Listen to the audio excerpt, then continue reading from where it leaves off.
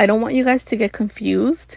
And I know that you guys have a lot of questions as to what a builder gel is and if a hard gel or a soft gel are considered builder gels.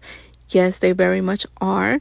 Essentially, a builder gel is a gel that is made of a thick consistency that is used to build over top of the nails, just as a structured manicure is. The word says it there, structured manicure, because we're building a structure over the nail. And really the difference here is to know is what do you want to use? Do you want to use a hard gel or a soft gel? Are you going to use them on short nails? Then use a soft gel. Don't use a soft gel on longer nails, because then they'll bend, and well, the upside to it is you can soak it off. But then if you're going to use a hard gel, you're going to be able to grow your client's nails longer, and you will be able to keep filling in, or you can file it off, which doesn't take very long either.